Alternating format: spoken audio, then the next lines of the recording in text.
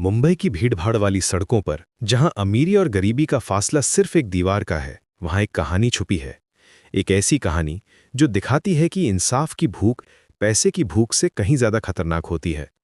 दोस्तों, आज मैं आपको ले चलूंगा आदिल खान की दुनिया में, जहां कोड और कीबोर्ड हथियार बन जाते हैं और एक गरीब लड़का पूरे सिस्टम को हिला देता है। धारावी की तंग गलियों में, जहां हर सुबह जिंदगी और मौत का खेल चलता है, वहां आदिल खान रहता था। 25 साल का ये लड़का दिन में मोबाइल रिपेयर करता था, लेकिन रात में वो कुछ और बन जाता था।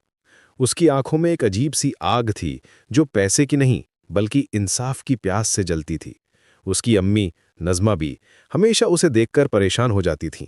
वो जानती थीं कि उसके बेटे के दिल में कुछ तो है, कुछ ऐसा जो उसे चैन नहीं लेने देता। अम्मी, अगर गलत रास्ता ही हमें यहाँ लाया है, तो सही रास्ता अब हमें इंसाफ नहीं दिलाएगा, आदिल ने एक रात कहा था, अपने पुराने लैपटॉप की स्क्रीन पर टकटकी लगाए हुए। नज़मा बी का दिल बैठ गया था। वो जानती थीं कि उसका बेटा किसी खतरनाक राह पे जा रहा है। लेकिन आदिल का असली नाम आदिल खान नहीं था। 15 साल पहले वो आदिल मेहता था, एक अमीर बैंकर का बेटा जिसके पास सब कुछ था।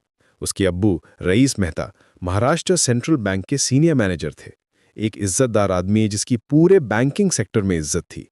लेकिन एक रात सब कुछ बदल गया। 500 करोड़ का घोटाला। रईस मेहता पर आरोप लगा कि उन्होंने बैंक के पैसे चुराए हैं।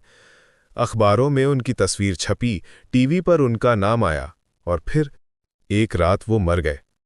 पुलिस ने कहा आत्महत्या, लेकिन आदिल जानता था कि ये झूठ है। उसके अब्बू कभी हार नहीं मानते थे। रातों रात मेहता परिवार सड़क पर आ गया। घर, गाड़ी, बैंक अकाउंट, सब कुछ जब्त हो गया। नज़मा बी को अपने 10 साल के बेटे को लेकर धारावी की झुग्गियों में शरण लेनी पड़ी। आदिल मेहता मर गया और आदिल खान पैदा हुआ, लेकिन आदिल ने कभी भुलाया नहीं। हर रात वो सोचता था कि उसके अब्बू के साथ क्या हुआ था, कौन था जिसने उन्हें फंसाया, क्यों मारा गया उन्हें, और सबसे बड़ा सवाल, उसका बड़ा भाई कबीर कहाँ गायब हो गया था। साल बीतते गए। आदिल ने खुद को कंप्यूटर और हैकिंग सिखाई। वो जानता था कि इस सिस्टम को हराने के लिए उसे इसी की भाषा सीखनी होगी। मैं इस सिस्टम को उसी की भाषा में तोड़ूंगा, वो अक्सर अपने आप से कहता था। और फिर एक दिन उसे पता चला कि महाराष्ट्र सेंट्रल बैंक का नया सीईओ कौन है। कबीर मेहता, उसका अपना भाई। वही भाई जो उसके अब्बू की मौत के बाद गायब हो गया था, अब बैंक का मालिक बना बैठा था। उस रात आदिल की आंखों में आग और भी तेज हो गई। अब ये सिर्फ इंसाफ की बात नहीं थी, अब ये खून का हिसाब था। आदिल ने अपना पहला टेस्ट किया। एटीएम नेटवर्क में घुसकर उसने 15 मिनट में 20 लाख रुपए ट्रांसफर कर दिए। सिस्टम को पता भी नहीं चला। उसने समझ लिया कि वो तैयार है। अब वक्त आ गया था घोस्ट_मुंबई के जन्म का। घोस्ट_मुंबई, ये नाम पूरे साइबर वर्ल्ड में डर का पर्याय बन गया। कोई नहीं जानता था कि ये कौन है, कहां से आता है। बस इतना पता था कि जब घोस्ट_मुंबई हमला करता है तो कोई सिस्टम सुरक्षित नहीं रहता। महाराष्ट्र सेंट्रल बैंक की 3 लेयर सिक्योरिटी थी। एआई मॉनिटरिंग सिस्टम था, रियल टाइम ऑडिट सिस्टम था।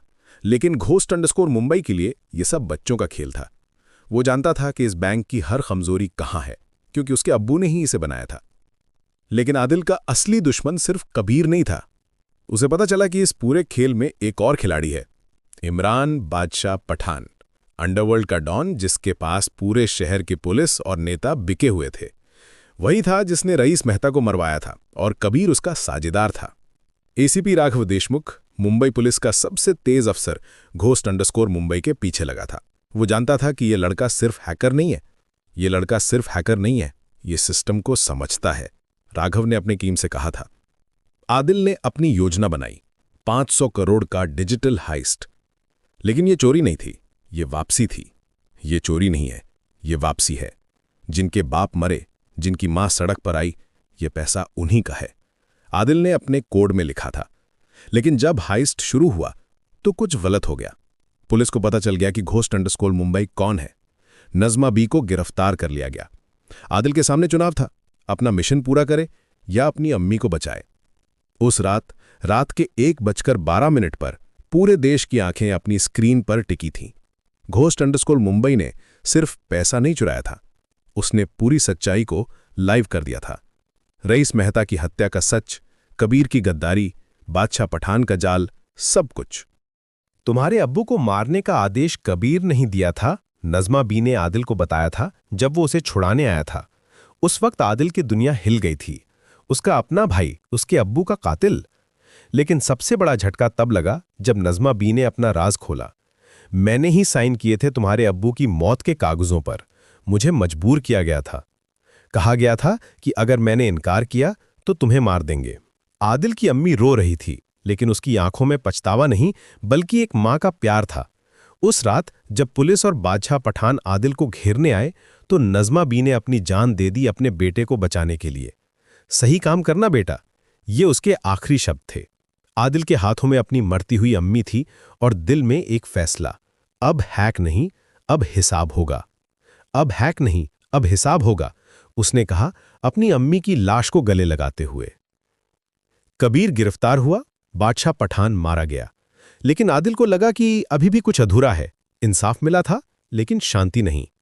एसीपी राघव देशमुख ने आदिल को एक प्रस्ताव दिया। प्रोजेक्ट रक्षक में काम करो, सिस्टम के अंदर रहकर सिस्टम को ठीक करो। आदिल ने सोचा, उसे समझ आ गया कि गोस्ट मुंबई को मरना होगा, गोस्ट को मारना होगा, आदिल बनकर जीना होगा। उसने फैसला किया।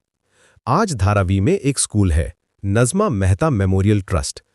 वहां गरीब बच्चे पढ़ते हैं, कंप्यूटर सीखते हैं।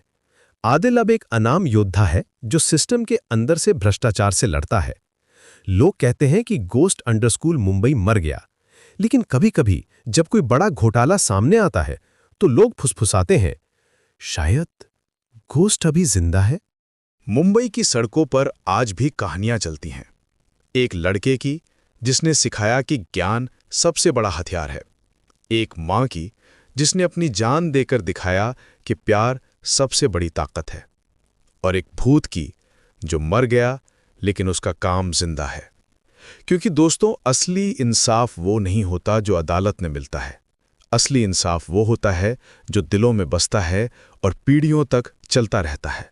आदिल खान की कहानी खत्म हुई, लेकिन उसका संदेश अभी भी गूंजता है मुंबई की हवाओं में।